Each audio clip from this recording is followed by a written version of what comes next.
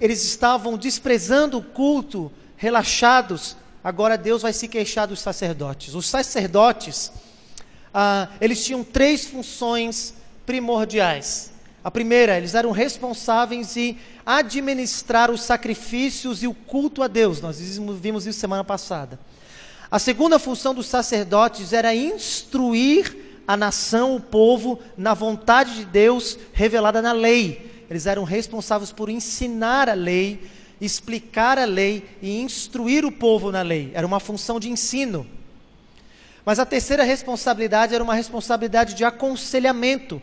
O povo comparecia diante dos sacerdotes para consultar a vontade de Deus, e os sacerdotes, por meio da lei, mas também por meio do Urim e o Tumim, que eram 2 pedras que revelavam a vontade de Deus, eles então revelavam a vontade de Deus para o povo e aconselhavam o povo em alguma demanda. Eles julgavam o povo e ajudavam o povo em dirimir alguma questão.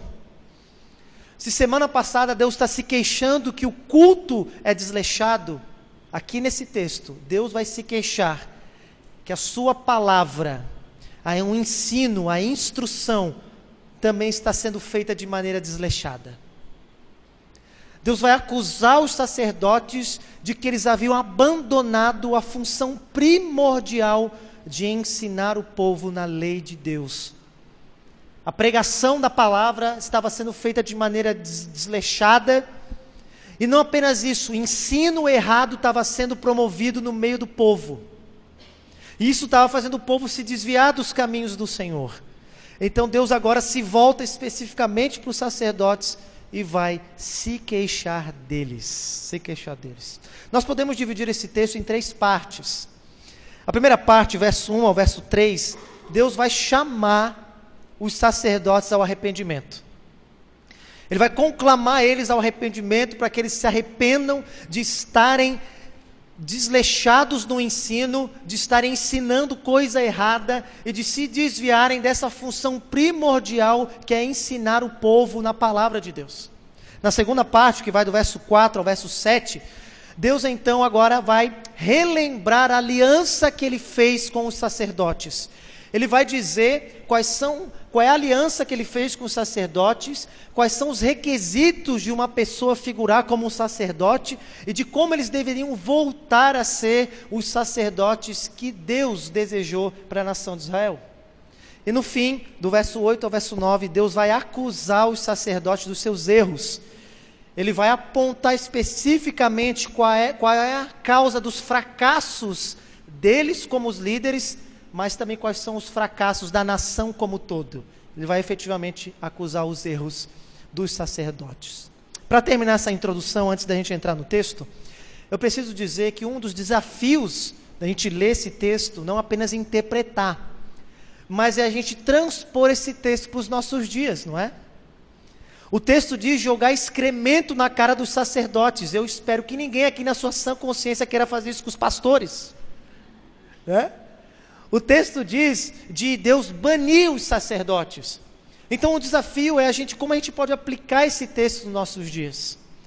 O que esse texto para a igreja do Novo Testamento, para nós que vivemos depois que o véu foi rasgado, para nós que vivemos não mais numa religião como os judeus viviam, numa religião específica de uma nação, para nós brasileiros iguaçuenses, que invocamos a Jesus Cristo aqui nessa cidade no século 21. E eu penso que esse texto nos orienta de 2 maneiras. Primeiro, esse texto nos orienta acerca dos líderes da igreja. Esse texto é o texto que deve trazer temor para mim e você que ocupamos algum cargo na igreja, ou que queremos ocupar algum cargo na igreja. Nós, pastores, diáconos, líderes de ministério, membros da diretoria, esse texto nos orienta para nos olhar para aquilo que os sacerdotes estavam fazendo e a gente aprender a não cair nos mesmos erros. Mas esse texto também serve para cada cristão e cada discípulo de Jesus, porque o Novo Testamento vai dizer, nós vamos ver isso no final, que cada discípulo é um sacerdote hoje no mundo e representa Deus no mundo.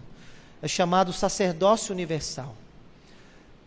Por mais que eu, pastor Flávio e outros irmãos lideram essa igreja, mas você, que é um discípulo de Jesus, à semelhança dos sacerdotes do Antigo Testamento, aonde quer que você vá, no seu trabalho, na sua família, na sua vizinhança, no seu colégio, na sua universidade, no mercado, no banco, onde for, você ali é um sacerdote do Deus Altíssimo. E ali você carrega o nome de Jesus e você representa a Deus neste mundo. Portanto, enquanto eu estiver falando e quando nós entrarmos nas aplicações, eu quero que você tenha essas duas figuras em mente, essas duas aplicações em mente, para os líderes da igreja, mas também individualmente como cristãos e sacerdotes neste mundo, ok? Então volta os olhos comigo, verso 1 até o verso 3, Deus vai chamar os sacerdotes ao arrependimento. E ele começa então com um clamor solene. Ele diz: agora, ó sacerdotes. Ele está falando com os sacerdotes. Se antes do povo, Deus estava se queixando do povo como um todo, agora ele está se queixando daqueles homens que foram separados especificamente para liderar a nação de Israel, para representar a Deus diante do povo. A função sacerdotal, a ideia de sacerdote eram homens consagrados, separados, para representarem a Deus para o povo e representarem o povo diante de Deus. É com esse que ele está falando. Ele diz: para vocês é este mandamento. A palavra mitzvah, no hebraico, mandamento, é um trocadilho do profeta, porque os sacerdotes eram os responsáveis por ensinar os mandamentos de Deus para o povo. E como eles tinham abandonado essa função de ensinar os mandamentos para o povo, Deus agora tem um mandamento para eles. Deus agora vai ensiná-los. Deus não é um conselho que ele está dando para os sacerdotes, mas é um comando, uma ordem, é um mandamento para eles. Deus está chamando eles, chamando e conclamando eles ao arrependimento. E no verso 2 ele faz então a convocação solene. Ele diz: se vocês não ouvirem, o arrependimento primeiro passa por ouvir a voz de Deus. E ouvir a voz de Deus aqui não é você apenas concordar com a palavra de Deus, com o que Deus está dizendo. Não é apenas você ouvir, mas é você dar ouvidos ao que Deus está dizendo. Os nossos filhos adolescentes não fazem muito isso. Eles escutam o que a gente está dizendo, mas eles não dão ouvidos. Entra por aqui, sai por aqui, não é? Não é isso que Deus quer dos sacerdotes. Deus quer que eles prestem atenção.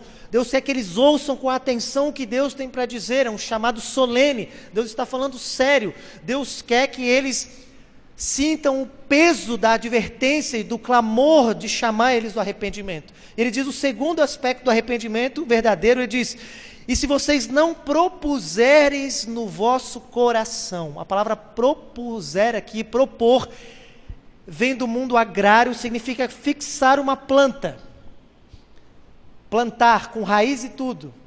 O arrependimento verdadeiro é esse, é quando a palavra de Deus penetra no coração e se fixa no coração e aquilo lhe quebranta. Você não apenas acredita que aquilo que Deus está falando é verdade, mas você se rende àquilo que Deus está dizendo. A palavra não apenas passa pelos seus ouvidos, mas ela desce para o interior da sua alma, ela se fixa no coração. Deus está chamando eles ao arrependimento. É como se Deus está dizendo: planta as minhas palavras no seu coração, para que ela te conduza ao arrependimento verdadeiro. Ele diz: se vocês não fizerem isso, diz o texto, então Deus agora vai dizer, Ele vai dar 3 advertências graves. E essas advertências não são castigos, mas são advertências para conduzir os sacerdotes ao arrependimento. Para que eles sintam o peso da seriedade com que Deus está falando e para que eles se convençam e se quebrantem.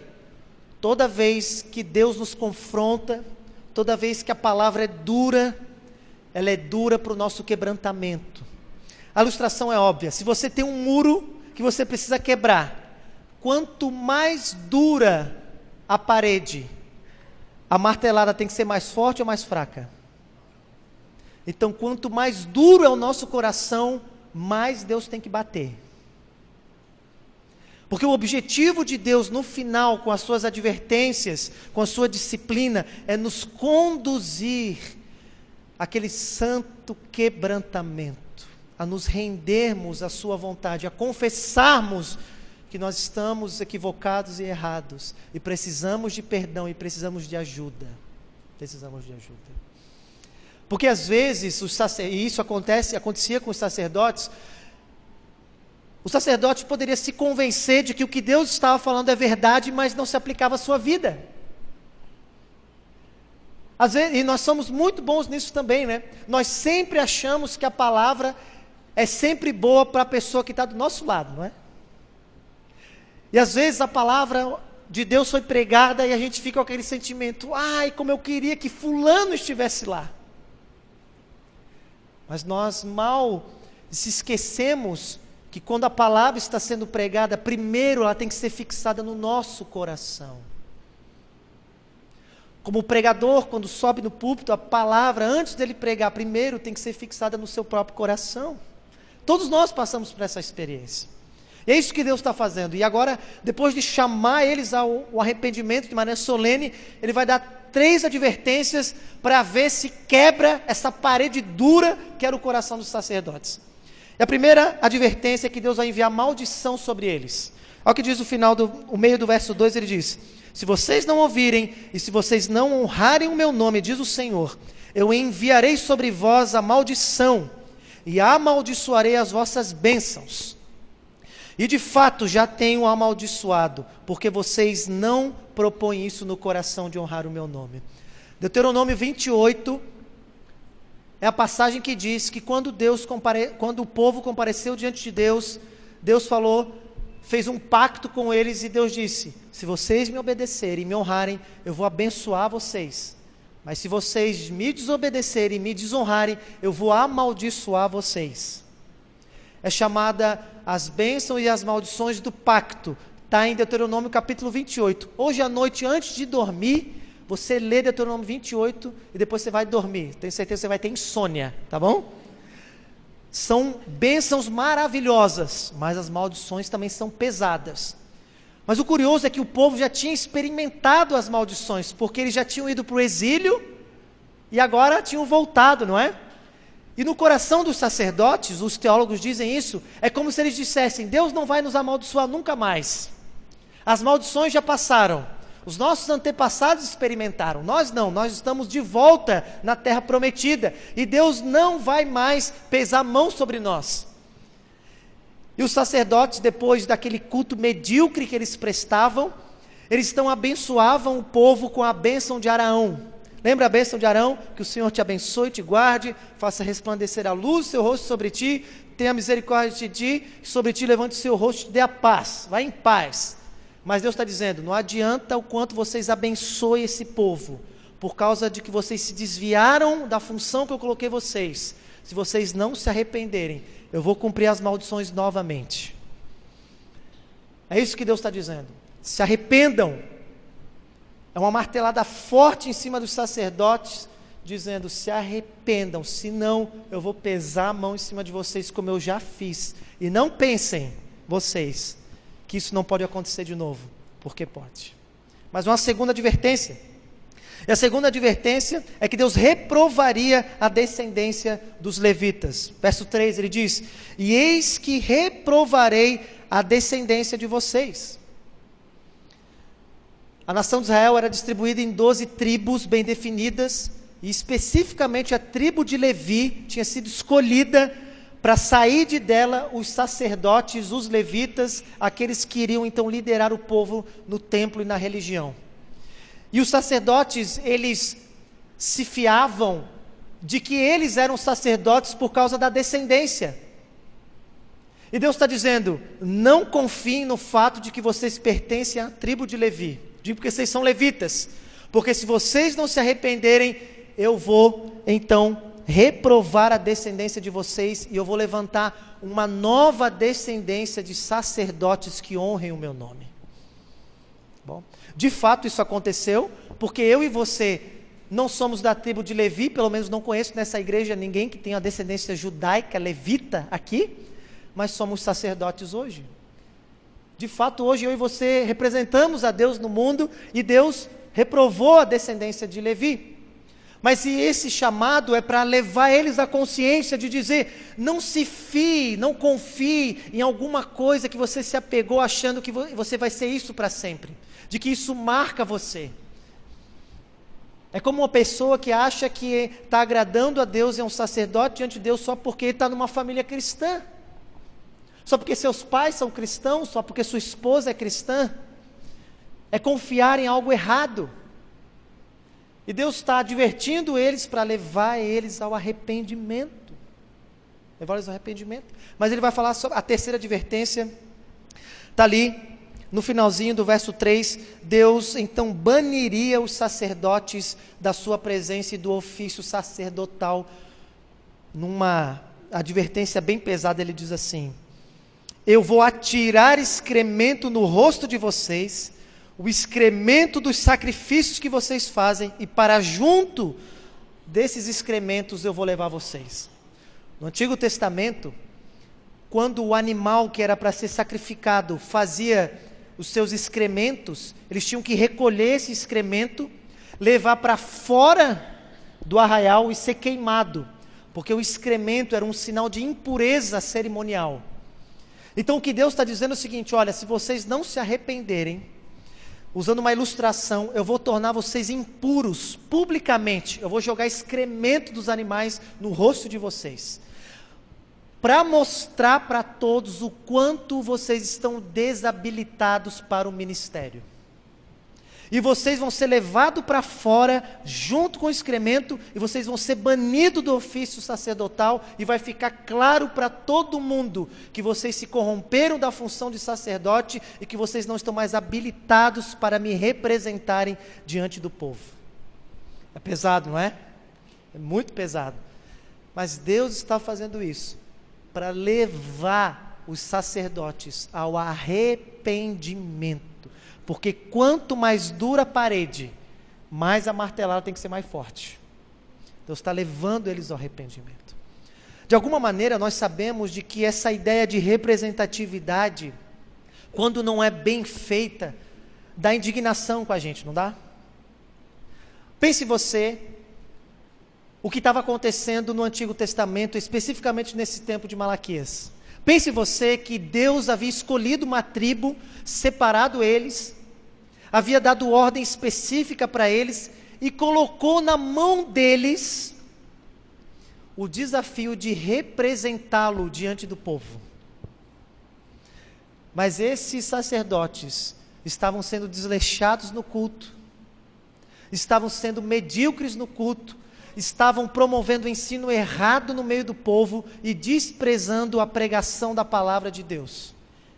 Não é motivo para Deus ficar indignado? Eu ilustro. Pense que você tem uma causa judicial. Você tem uma demanda judicial, alguém está processando você. E você fica apavorado, então você contrata um dos melhores advogados da cidade. E você paga um alto preço para que ele possa representar você. Não apenas você quer que ele te represente na audiência judicial, mas você também contratou o advogado para que ele te dê todas as informações do processo, de como vai ser a defesa, do que pode acontecer ou não. É por isso que nós contratamos advogados, não é? Mas então você paga tudo que o advogado te pede e você descobre que, primeiro, ele não atende os seus telefonemas. Você vai até o escritório e você percebe que na verdade ele viajou, ele foi para a praia. E no dia da audiência ele não comparece. Então você entra no Facebook, ele está com uma foto com os amigos num churrasco na praia lá em Matinhos. Você ficaria indignado com esse seu representante ou não? Nós ficaríamos. Porque ele foi escolhido para nos representar diante do juiz e diante daquele que nos acusam, e nós pagamos um alto preço e colocamos a nossa vida nas mãos dele. Mas quando era para ele cumprir a sua função e honrar essa representatividade, ele faz isso de maneira desleixada. É isso que os sacerdotes estavam fazendo com Deus diante da nação de Israel. É por isso que Deus está indignado, é por isso que Deus está acusando eles, e por isso que Deus está dizendo: se arrependam, se arrependam. Eu penso que esse texto ele pode ser aplicado para nós, como eu falei, de duas maneiras. A primeira, nós como igreja. Esse texto nos leva a uma conclusão, meus irmãos. Primeiro, Deus leva muito a sério a pregação da sua palavra no meio do seu povo. Você está vendo aqui no texto, Deus indignado, porque os sacerdotes não estão ensinando o povo devidamente, não é?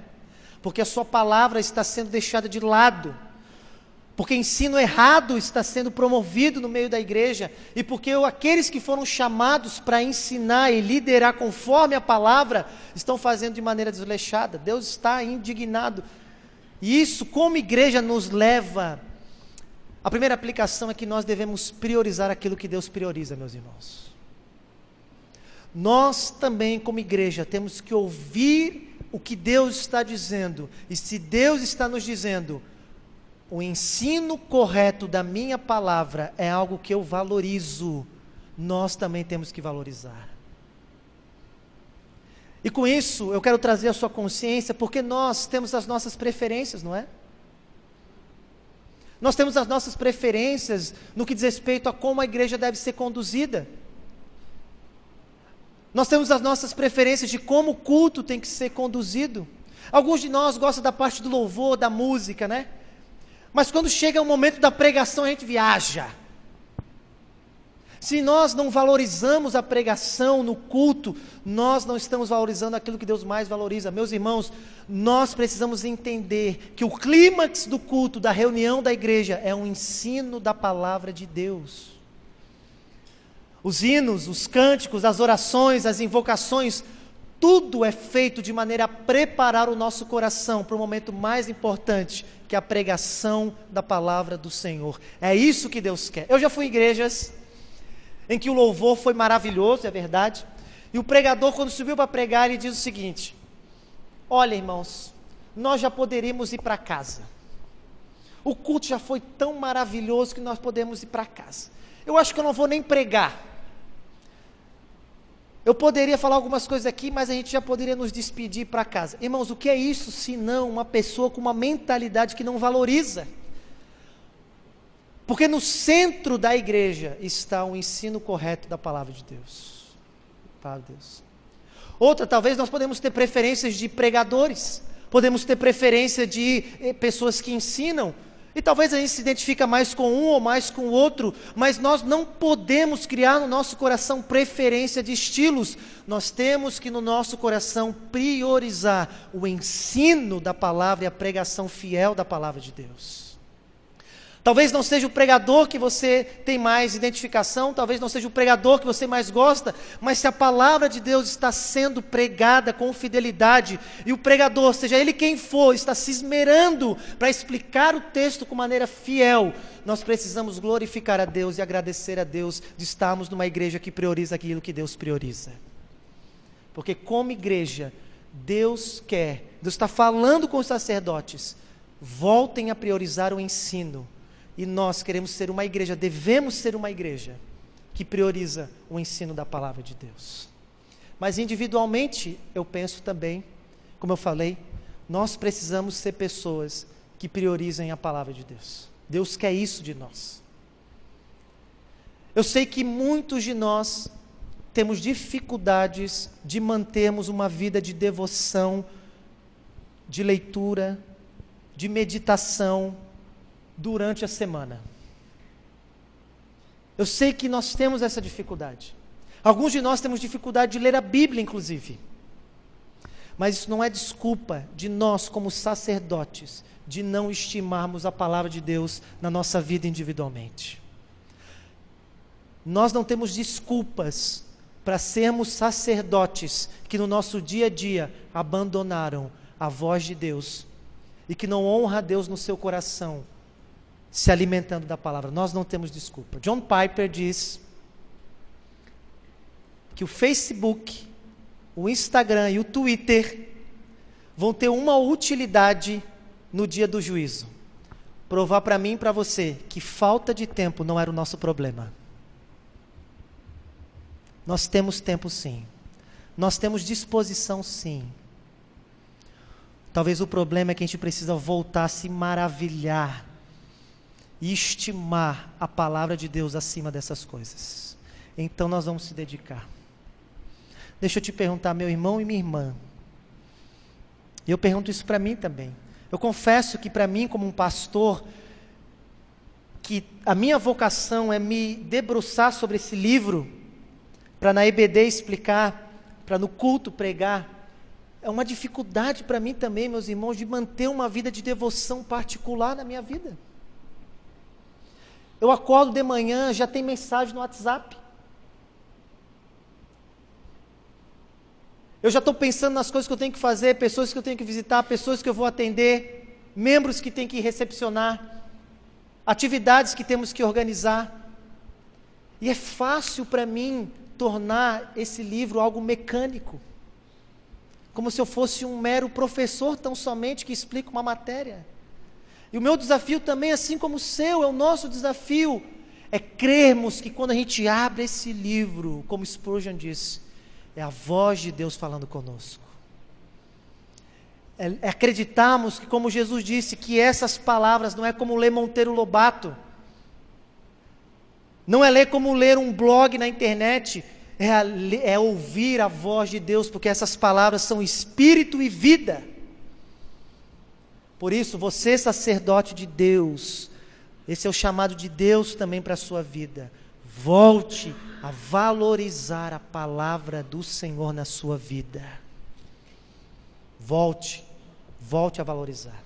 Se você tem dificuldades, reconheça, peça ajuda. Mas lembre de John Piper. Facebook, o Instagram e o Twitter. E agora a gente pode botar as séries do Netflix. Serão suficientes para nos provar no último dia que falta de tempo não era uma desculpa. Que voltemos a estimar a palavra de Deus no nosso meio. Que sejamos uma igreja coletiva que valoriza isso, mas que cada membro individualmente, na sua vida particular, possa também valorizar a palavra de Deus. Amém? Mas ele vai para a segunda parte. Olha comigo, verso 4 ao verso 7. Depois de chamar o povo ao arrependimento, ele agora vai relembrar da aliança que ele fez com os levitas, com a tribo de Levi. E no verso 4, então, ele faz essa lembrança, ele diz, então, vocês saberão que eu enviei este mandamento para que a minha aliança continue com Levi. Como eu falei, o objetivo de Deus está sendo duro com o povo, é para que eles se arrependam, porque Deus não quer bani-los da função sacerdotal. Então Deus agora vai lembrar a aliança que ele fez. Ele diz então no verso 5, a minha aliança com ele, com Levi, foi de vida e de paz. Está trazendo à memória qual foi o tipo de aliança que ele fez especificamente com a tribo dos levitas, para que eles figurassem na função sacerdotal. Arão, que era o patriarca da tribo de Levi, foi escolhido por Deus para ser o cabeça dessa tribo, e os sacerdotes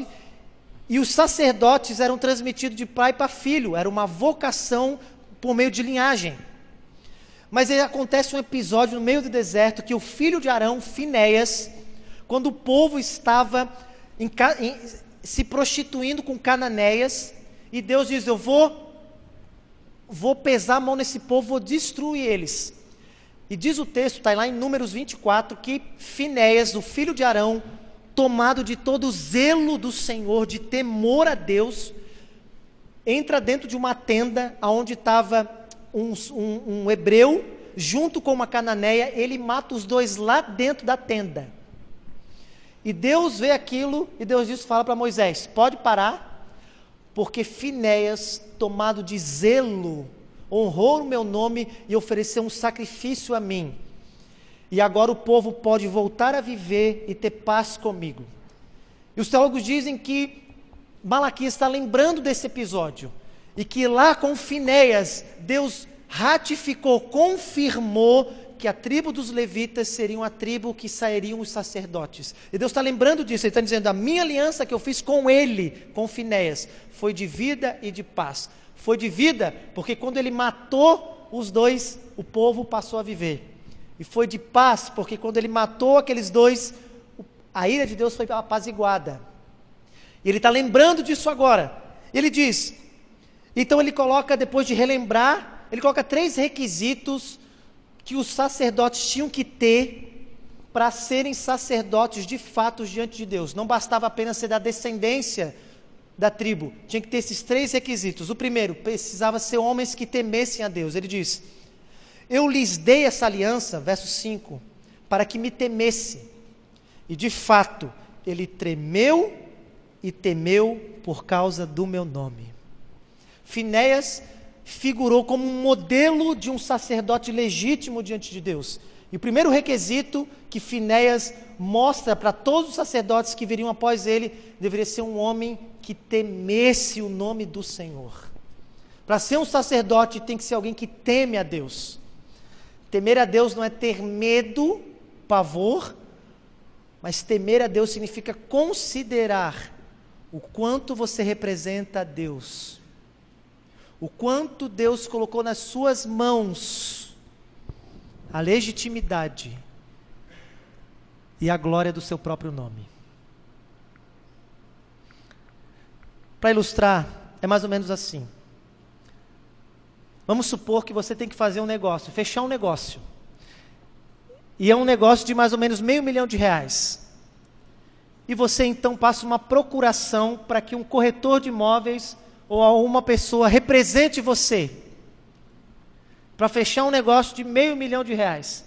Você está acreditando o seu nome nas mãos daquela pessoa.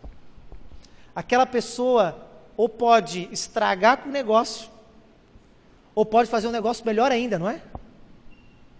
Por isso que temer o nome do Senhor significa que você tem a consciência de que você está responsabilizado pelo crédito do nome de Deus no mundo.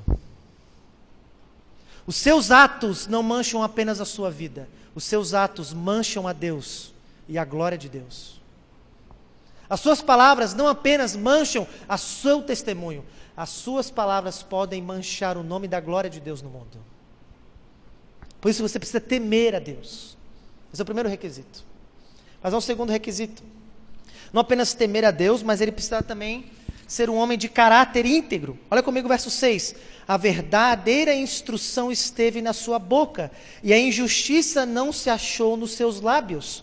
Ele andou comigo em paz e retidão, e da iniquidade apartou a muitos. Ele está falando de caráter. Finéias foi um homem que a injustiça não estava nos seus lábios. Ele era um homem íntegro, justo, um homem que caminhava com retidão, um homem que tinha um caráter aprovado diante de Deus e diante das pessoas. Era alguém que andava com Deus, diz o verso, em paz. E também em retidão, no caminho reto, no caminho dos valores de Deus. E por causa do seu testemunho, ele foi um modelo para outros. Finéias não era um homem que por causa do seu testemunho levava outros a pecar. O seu testemunho levava outros a serem mais próximos de Deus, por causa do seu caráter, do seu exemplo. Era alguém que tinha um exemplo, alguém exemplar. Esse é o segundo requisito de um sacerdote. Não apenas temer a Deus, mas ter um caráter aprovado diante de Deus. Nós sabemos que essa questão de caráter é uma faca de 2 gumes, né? Se você está do lado de uma pessoa que é um bom exemplo, vai bem, né? Mas se você está do lado de uma pessoa que é um mau exemplo, vai muito mal. Nós sabemos que isso é verdade. Tanto é que se nós começamos a perceber que os nossos filhos estão andando com amizades erradas, o que nós fazemos? Nós queremos protegê-los, não é? Porque nós sabemos que o exemplo pode levar as pessoas para maus caminhos ou para bons caminhos. Essa é a ideia do sacerdote. Deus deseja que aqueles que representam a Ele temam o seu nome, mas também tenham um caráter aprovado. Mas ele termina também dizendo, verso 7, que seja um homem dedicado ao ministério, porque os lábios do sacerdote devem guardar o conhecimento, e da sua boca devem os homens procurar a instrução, porque ele é um mensageiro do Senhor. O sacerdote é alguém dedicado à função que Deus lhe confiou. O conhecimento está nos seus lábios. é alguém que sabe o que está falando, que conhece a lei de Deus, que não fala da sua cabeça, dos seus achismos. A sua boca guarda a instrução e os homens vão até ele para buscar conselhos. É uma pessoa sábia, porque as pessoas têm segurança naquilo que ele diz. E ele é reconhecido como alguém que é o mensageiro do Senhor dos Exércitos. As pessoas têm certeza que ele está falando em nome de Deus, não está falando por si mesmo. Esses são os 3 requisitos de um sacerdote. E Deus está lembrando a aliança que ele fez. É com esse tipo de homem, como Finéias, que eu quero que os sacerdotes sejam. Nós sabemos que isso é verdade. Deixa eu usar uma outra ilustração. Nos últimos anos, aquilo que mais ferveu no nosso meio de política foi que tipo de representante nós queremos. As últimas eleições ficou claro que a discussão toda foi porque este homem não me representa. Tanto que teve o hashtag, ele não é? O que as pessoas estão dizendo é isso, eu não quero esse tipo de representante. Na nossa vida nós sabemos disso. E meus irmãos, Deus está nos chamando para sermos uma igreja. Deus está chamando nós, os líderes, para sermos tipos de homens e mulheres. E Deus está chamando você, que é um membro, para sermos sacerdotes, que cumpram os requisitos à semelhança de Finéias, que sejam modelo para outros. Que possam realmente entender quem são e como devem viver, porque nós representamos a Deus no mundo. Diante disso, meus irmãos, como igreja, a aplicação desse ponto é o seguinte: às vezes nós exigimos coisas desmedidas dos pastores e dos líderes. E nós precisamos ser precisos com que tipo de exigências nós vamos ter os pastores. Hoje em dia é exigido aí fora que os pastores sejam gurus psicoterapeutas, que eles resolvam todos os problemas, né? Que sempre tem uma palavra e que o que eles dizem tem que surtir resultado.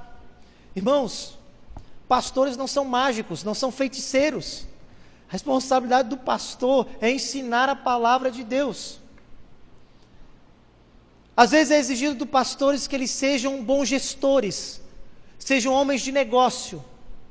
Tem igrejas que se o pastor não tiver um MBA em administração ou gestão de pessoas, ele não é contratado. É verdade. Esse não é um tipo de requisito que deve se exigir de um pastor, de um líder. O que se deve exigir dos pastores é que eles sejam dedicados, temam a Deus, tenham um caráter aprovado e sejam dedicados no ensino, na pregação, na instrução, em liderar o povo conforme a vontade de Deus. Talvez o pastor não seja muito bom de motivar pessoas para os eventos. Talvez o pastor não seja muito bom de organizar administrativamente a igreja, mas isso não desqualifica ele para o ministério. Mas o pastor pode ser aquele que fale as melhores frases de efeito. O pastor pode ser aquele que mais administra a igreja e faz a igreja crescer, compra terreno, negocia, constrói, mas se ele se desviou desses requisitos, ele está desabilitado ao ministério pastoral, meus irmãos. O que nós, como igreja, temos que exigir dos nossos obreiros é que eles temam a Deus, tenham um caráter aprovado e se dediquem ao ensino e à pregação da palavra de Deus. Talvez possamos arrumar um irmão melhor para administrar. Talvez possamos arrumar um irmão melhor para promover os eventos. Talvez possamos arrumar um irmão melhor para tocar. Às vezes o pastor não sabe tocar. Tem igreja que exige que o pastor toque, que o pastor cante, que a mulher do pastor toque, que a mulher do pastor cante. Esses não são requisitos como igreja que nós temos que exigir.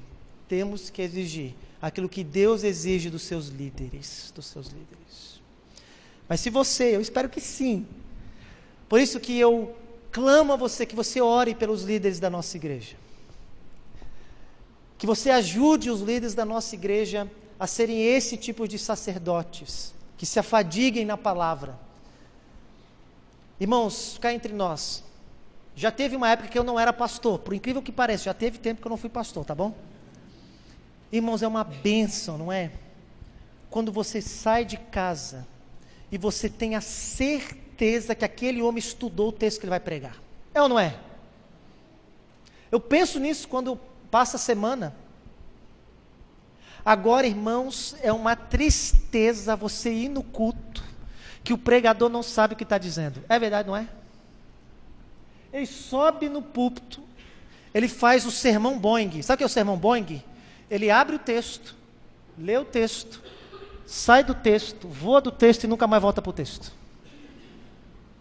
E você fica perguntando, meu Deus do céu, por que ele leu esse texto no início do culto, meu Deus? E você fica perguntando, meu Deus do céu, onde é que ele vai parar? Ele não vai aterrissar. É terrível, não é?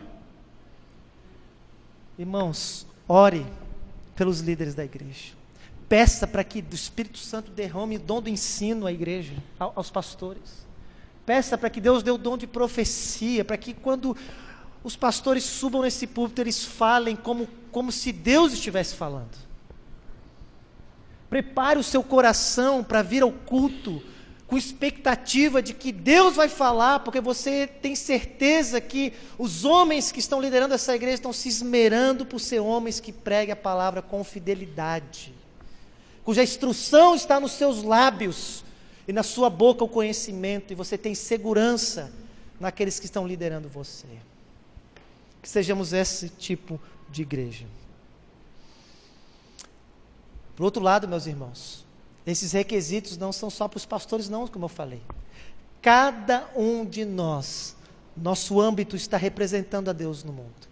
As pessoas estão vendo se nós tememos a Deus ou não.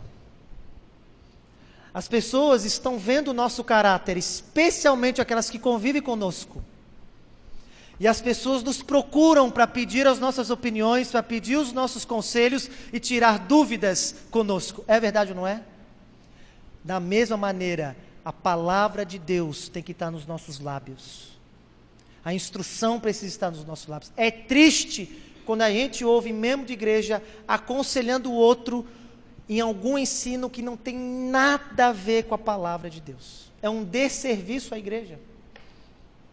O pastor prega semanalmente.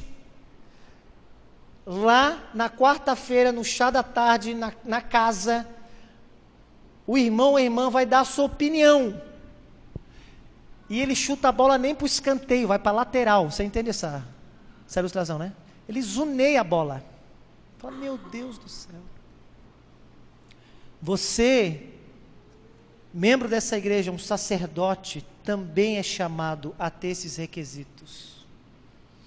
Você também é chamado a ser um sacerdote que as pessoas procuram você porque sabe que nos seus lábios há instrução e conhecimento. Eu e você também somos chamados a isso. Irmãos, é triste quando um membro da igreja está ouvindo bom ensino, está ouvindo boa pregação, sendo estimulado em bons livros, recebendo bons conselhos, mas parece que ele não aprende. Quando ele vai falar, ele replica os mesmos entendimentos errados de antes. Parece que ele não aprendeu. Parece que ele não renovou a mente. Nós não podemos ser assim. Nós temos que ser reconhecidos como uma igreja que está crescendo, abandonando ensinos errados que nós tínhamos, convicções que veio de experiências passadas, que veio da nossa herança familiar, que veio dos nossos achismos, que veio da internet, que veio de música, de sertanejo universitário, que veio de tudo, jogar fora isso. E temos a palavra de Deus como aquilo que nos guia. E as pessoas precisam ver esse nosso crescimento na palavra. Deixa eu te perguntar, você sacerdote, você é uma pessoa que as pessoas têm segurança em pedir conselho?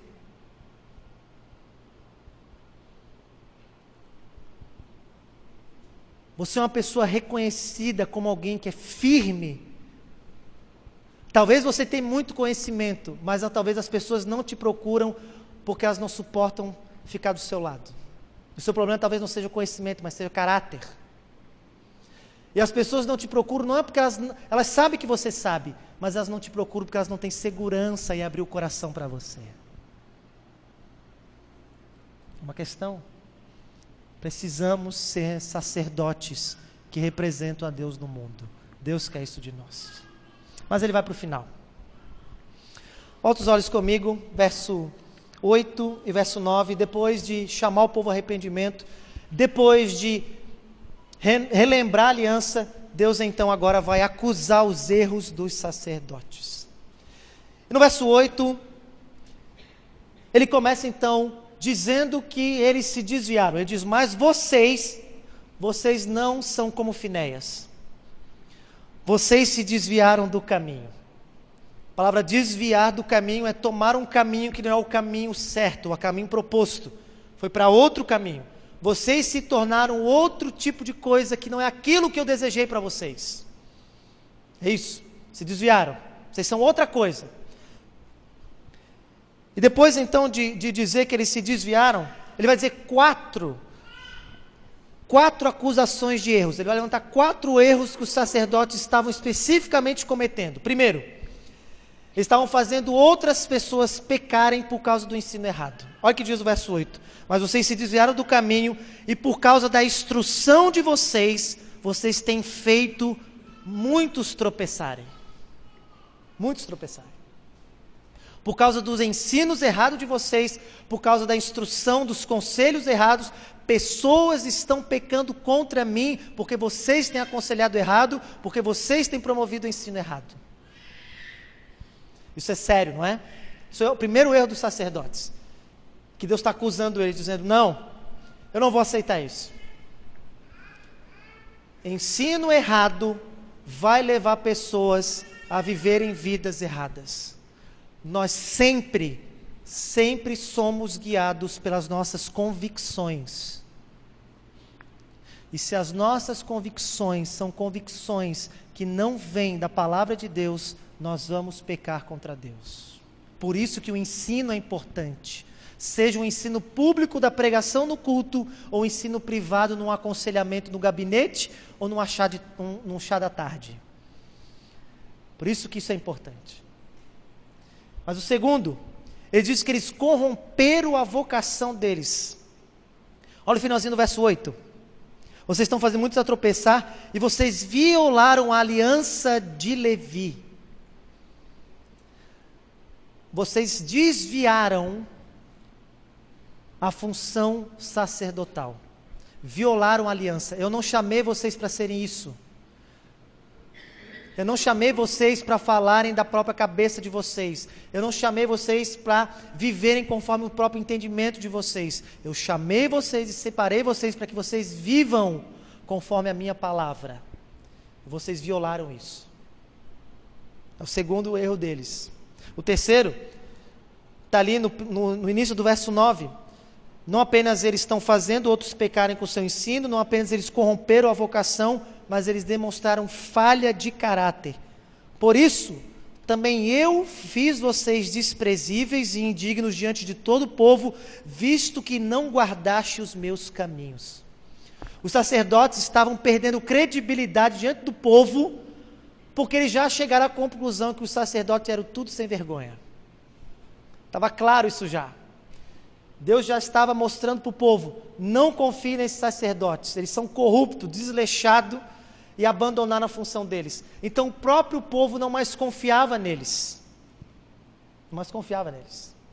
Isso acontece muito, não é? A confiança é uma coisa preciosa, não é, meus irmãos? Quando perde a confiança, para resgatar é difícil, não é? É possível, mas você tem que se esmerar mais, né?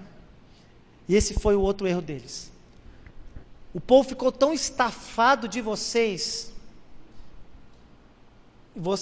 de como vocês se desviaram, que eles não mais confiam em vocês. Isso às vezes acontece.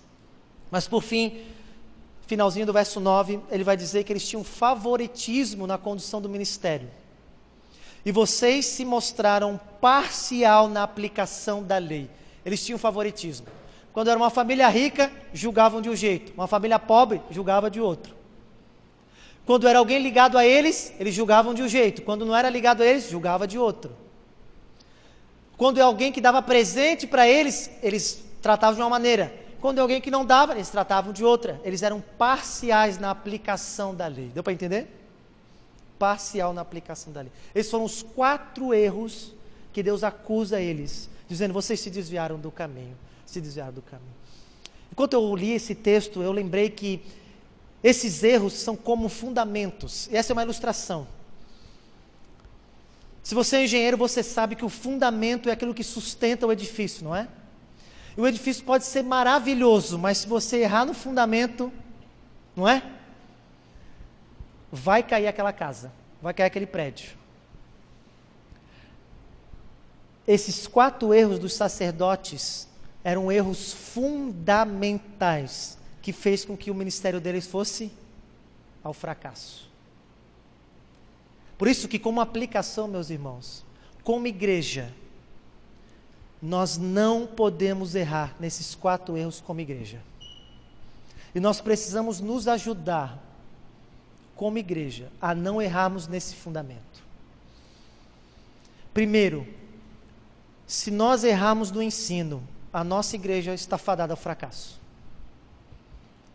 Precisamos ser uma igreja que leva a sério o ensino da palavra de Deus. Segundo erro, se nós, pastores, abandonarmos a nossa vocação primordial de ensinar o povo e nos dedicarmos às outras coisas, nossa igreja está fadada ao fracasso.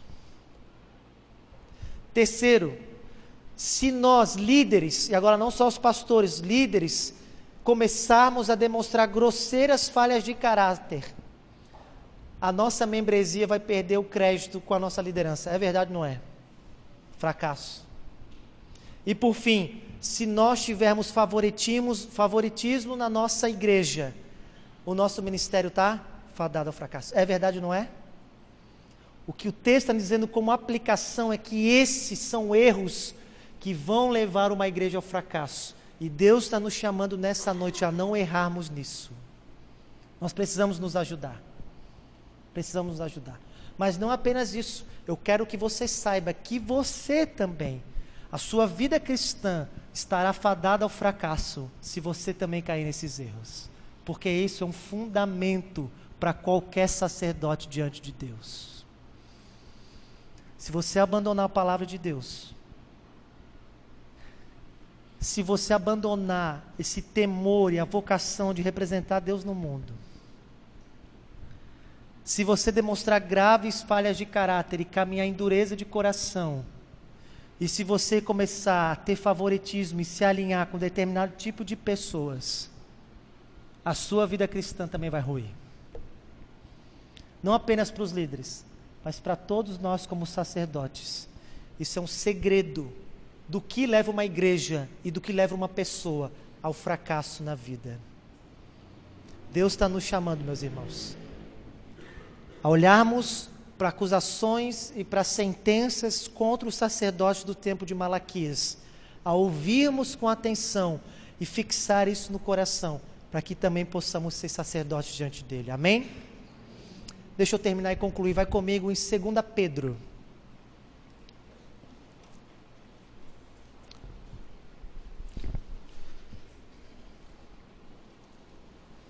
Capítulo 2. Olha comigo o verso 9 e o verso 10. Segunda carta de Pedro, capítulo 2, do verso 9 ao verso 10.